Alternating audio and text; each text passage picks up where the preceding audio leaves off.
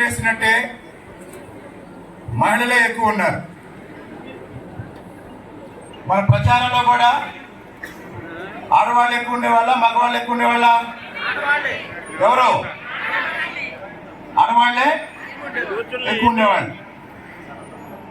అది mother road అయినా లేకపోతే ఏ కాలనీ అయినా, చింతల కాలనీ అయినా, సుందరయ్య కాలనీ అయినా, ఎక్కడికి వెళ్ళినా కూడా మహిళలంతా అపూర్వంగా ఆదరించి ఈరోజు తిరువూరులో తెలుగుదేశం పార్టీని సాధించిన విజయానికి కారణం మదర్ రోడ్డు మహిళలు అని నేను గర్వంగా చెప్తున్నాను. నియోజకవర్గం మొత్తం మనల్ని ఆదరించింది. దానికి పునాది వేసింది తిరువూరు పట్టణం.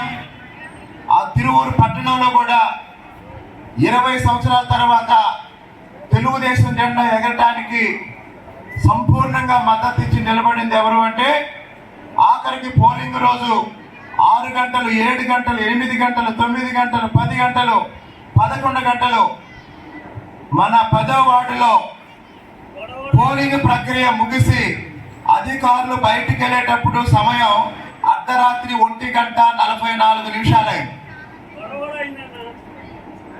అర్ధరాత్రి 1:44. అప్పుడు కూడా మన మహిళలందరూ బూత్ దగ్గరే నిలబడి ఎన్ని ఇబ్బందులైనా, ఎన్ని బెదిరింపులు వచ్చినా, ఎన్ని గొడవలు జరిగినా కూడా ధైర్యంగా నిలబడ్డారు, మద్దతు ఇచ్చారు. మదర్ రోడ్డు ప్రజలందరికీ మళ్ళీ మళ్ళీ మళ్ళీ మళ్ళీ పాదాభివందనాలు. ఇది విజయోత్సవ సభ కాదు, లేదా సెలబ్రేట్ చేసుకోవడానికో లేదా ఎవరినో విమర్శించడానికో పెట్టుకున్న సభ కాదు. ఎన్నికలు అయిపోయిన తర్వాత ప్రచార సమయంలో ఎవరినైతే కలిశామో, ఎవరైతే మనకు మద్దతు ఇచ్చారో, మళ్ళీ వాళ్ళందరినీ కలిసి ఒకసారి కృతజ్ఞతలు తెలియజేస్తూనే ఇంకోసారి వివరంగా వాళ్ళ సమస్యలు ఏంటో తెలుసుకుందామని వచ్చినప్పుడు, మొన్న మదర్ రోడ్ వచ్చినప్పుడు కొద్దిమంది కలిసినప్పుడు ఏం చెప్పానంటే, అందరినీ పిలవండి, భోజనం చేస్తూ మాట్లాడుకుందామన్నాను. అంతేగాని ఈ సభ మరి ఎన్నికల్లో వైసీపీ వాళ్ళు గెలుచుంటే ఎంత ప్రశాంతంగా మనల్ని పనిచేసుకొని వాళ్ళ చెప్పండి. నేను తిరువూరులో ఇల్లు తీసుకొని గృహప్రవేశం చేస్తుంటే నా గృహప్రవేశం రోజు నా ఇంటి మీద దాడి చేశారు. వాలా సురేష్ అనేవాడు తాగొచ్చి నా ఇంటి ముందు దాడి చేశాడు, నా ఇంటి మీద దాడి చేశాడు. నా దగ్గర కూడా రెడ్ బుక్ ఉంది.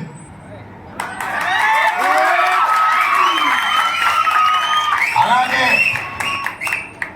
ఒకరోజు రాత్రి 10 గంటల సమయంలో స్వామిదాసు ప్రచార రథం వచ్చి నా ఇంటి ముందున్న పందిరిని గుద్దిందా? చాలా మంది తెలుసు కదా. అలాగనే స్వామిదాసు ఒకరోజు ఏమన్నాడంటే, ఎన్నికలు అవనివ్వండి, వీడి సంగతి చూస్తా అన్నాడు. నేను అట్లేం మాట్లాడను. నేను స్వామిదాసుని క్షమిస్తున్నా.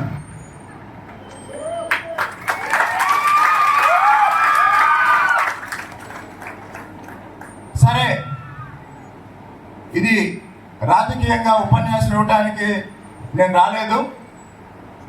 ఇందాక మహేష్ గారు మాట్లాడుతూ మదర్ రోడ్డుని ఎలా అభివృద్ధి చేయాలి, మదర్ రోడ్డులో ఉన్న పేద కుటుంబాలని ఎలా అభివృద్ధి తీసుకురావాలని చెప్పారు.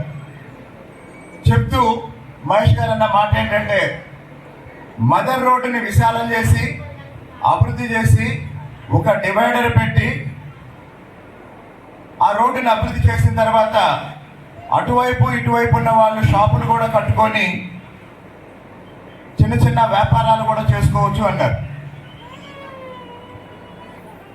మదర్ రోడ్డులో ఉన్న నిరుద్యోగ యువకులందరికీ ఈ సందర్భంగా నేను చెప్పేది ఏంటంటే, ఒక 20 మంది చదువుకున్న వాళ్ళు, జీవితంలో ఏదన్నా సాధించాలని కష్టపడడానికి సిద్ధంగా ఉన్నవాళ్ళు, ఏదైనా ఒక వ్యాపారం చేయాలి అనే ఆలోచన ఉన్నవాళ్ళు ఏం చేస్తారో డీటెయిల్డ్గా మీ ఆలోచనలన్నీ ఒక పేపర్ మీద పెట్టి నా దగ్గరికి తీసుకురండి. 20 మందికి ఒక్కొక్కరికి 5 లక్షలు ఇస్తాను.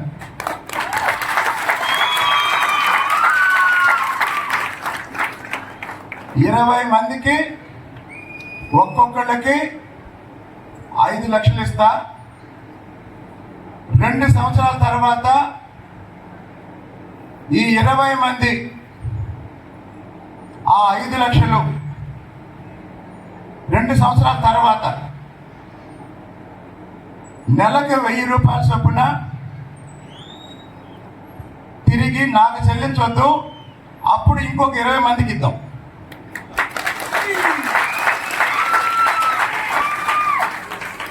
సో ఆ 1 కోటి రూపాయల్ని 20 మందికి 20 మందికి 20 మందికి ఎక్స్చేంజ్ చేస్తూ వెళ్దాం. దానికి సంబంధించి నా దగ్గర పూర్తి ప్రణాళిక ఉంది. ఇప్పటికే నేను ప్రచార సమయంలోనే నాగు, కిరణ్, అలాగే మామిడి శరత్, ఇలా కొంతమంది మీకు చెప్పాను కదా, మీరేమైనా బిజినెస్ పెట్టండి, నేను 5 లక్షలు ఇస్తాను. ఎందుకు అంటే, ఒకప్పుడు ఉద్యోగం చేస్తే